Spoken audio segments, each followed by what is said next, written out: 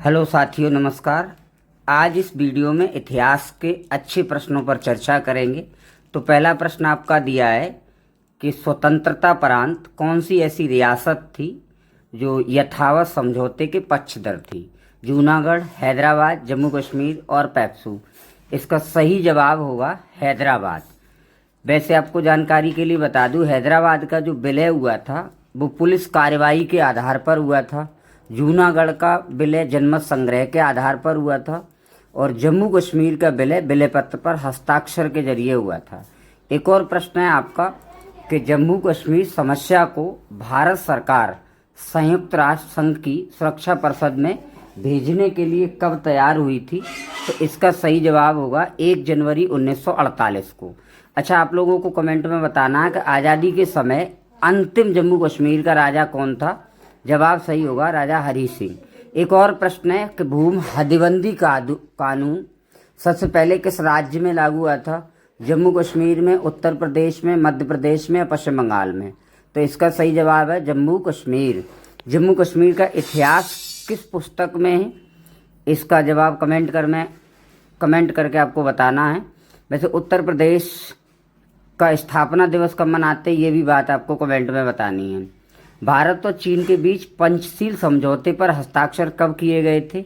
1955 में, 57 में, 54 में या 56 में? तो इसका जो सही जवाब होगा वो होगा 1954।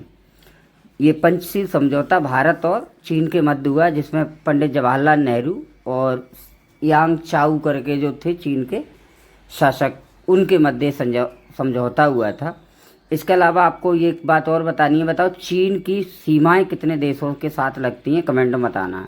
भारत में भूदान आंदोलन की जो शुरुआत है वो कब हुई थी? 16 अप्रैल 1951 को, 18 अप्रैल 1951 को, 16 अप्रैल 1950 को, 18 अप्रैल 1950 को।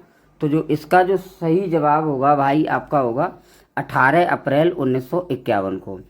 ऐसा है, ये तो हम लोगों को पता है कि भूदान आंदोलन 1951 में हुआ था। जब एग्जैक्ट डेट पूछता है तो गलती हो जाती है। आओ एक और प्रश्न आगे देखते हैं कि पूछा है राउरकेला, भिलाई, दुर्गापुर जो इस्पात संयंत्र हैं ये किस पंचवर्षीय योजना के अंतर्गत लगाए गए थे? प्रथम, द्वितीय, चतुर्थ या पंचम? इस प्रश्न का सही जवाब होगा द्वितीय पंचवर्षीय योजना। लेकिन यदि यहाँ पे बोकारो इस्पात कारखाना पूछ लेता तो फिर सही जवाब होता तीसरी पंचवर्षीय योजना। राउरकेला, भिलाई, दुर्गापुर ये दूसरे में लगाए गए और दूसरी वाली जो बोकारो इस्पात कारखाना है वो आपका लगाया गया है तीसरे वाले के अंतर्गत। एक और प्रश्न है, कामराज योजना का उद्देश्य क्या था? कांग्रेस के सांगठनिक सुधार से, कम्युनिस्ट संगठन सुधार से, शिक्षा सुधार से या प्रशासनिक सुधार से? इस प्रश्न का सही जवाब होगा ऑप्शन ए, कांग्रेस के सांगठनिक सुधार से। तो कांग्रेस के बारे में जैसे पूछा जाए, कांग्रेस की स्थापना 1885 में हुई थी, बम्बई में हुई थी।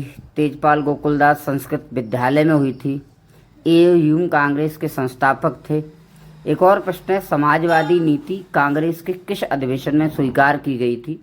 1938 के हरिपुरा अधिवेशन में, 1955 के अवाड़ी अधिवेशन में, 1959 के नागपुर अधिवेशन या 1925 के कानपुर अधिवेशन में? इस प्रश्न का सही जवाब होगा ऑप्शन बी, 1955 अवाड़ी अधिवेशन। एक और प्रश्न दिया है, किस बाद में संविधान की उद्देशिका को संविधान का भाग स्वीकार किया गया था? गोलकनाथ बाद में, केशवानंद बाद में, मिनर्वा मिल्स बाद में या उपरोक्त में से कोई नहीं? इसका सही जवाब है ऑप्शन बी, केशवानंद भारतीवाद। ये केस 1973 में आया था। एक लास्ट क्वेश्चन है, भारत में जनसंघ के अध्यक्ष कौन थे? डॉक्टर श्यामा प्रसाद मुखर्जी या मौली चंद शर्मा या ऑप्शन ए बी दोनों? तो इसका ऑप्शन सी सही है, श्यामा प्रसाद मुखर्जी और मौली चंद शर्मा।